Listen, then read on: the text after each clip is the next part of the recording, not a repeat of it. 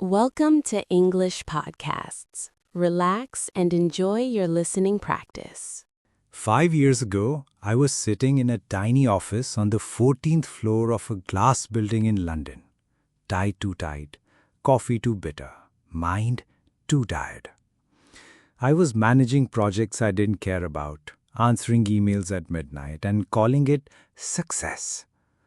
But every morning, I'd look out the window and wonder, is this really it? One weekend, I booked a train ticket with no return date. I just needed to breathe.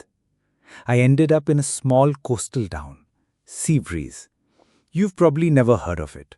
It's tucked between steep green mountains in a quiet stretch of turquoise sea.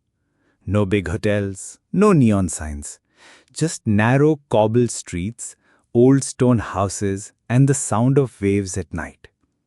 I stayed in a family-run guest house inn. The owner, an old fisherman named Elias. He made his own coffee every morning. Dark, rich, brewed in a small pot over the stove. He'd sit outside, pour 2 cups and say, "Come, drink, the sea is talking today." And I did. For 7 days, I woke up to that smell, coffee and salt air. I walked the shore, climbed the hills, talked to locals. And slowly, something inside me started to wake up. On my last morning, Elias looked at me and said, "You don't belong in the city, son. You belong where the wind is free." I didn't say anything, but I knew he was right. 2 months later, I quit my job. Not dramatically, not with a speech. Just an email, a handshake, and a deep breath. Then I came back to Seabreeze, this time to stay. I didn't have a plan, just a dream. To open a place where people could slow down, where the coffee was made with care, where the view wasn't on a screen, but right in front of you. Finding the right spot took time. Most buildings were family homes or closed shops. But then I saw it. A small stone house near the harbor, with a broken roof and a sea-facing terrace.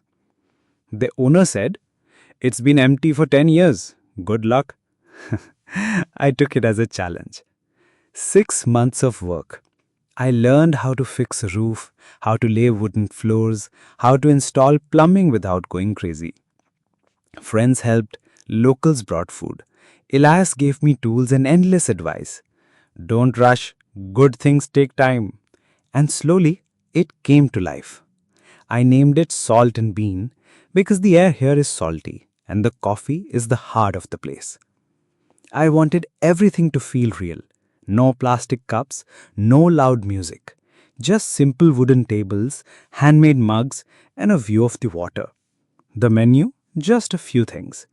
Freshly ground coffee from small farms, homemade pastries, my neighbor's daughter bakes them, toast with local honey and sea salt, and always a free cup of tea for anyone who looks lost. The first week, only 3 people came in. The second week, 10, then 20, then families, hikers, artists, even a writer who stayed for a month and wrote half her novel at table 4. People didn't just come for coffee. They came to sit, to talk, to watch the sunset paint the mountains in gold and purple. And something beautiful happened. The cafe became a meeting place. Locals started greeting each other here. Tourists left notes on the wall.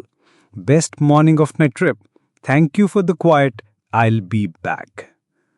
One day, Elias walked in, sat at his usual spot and said, "You listened." I smiled. "You were the one who spoke first."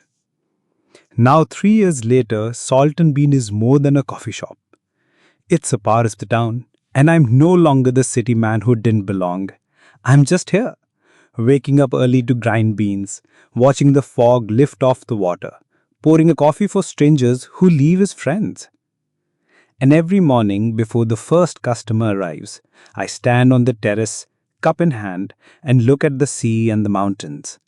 And I remember, you don't find peace in the perfect job, the big salary, the fast life. You find it in the quiet moments, in the smell of coffee, in the sound of waves, in a dream you were brave enough to follow.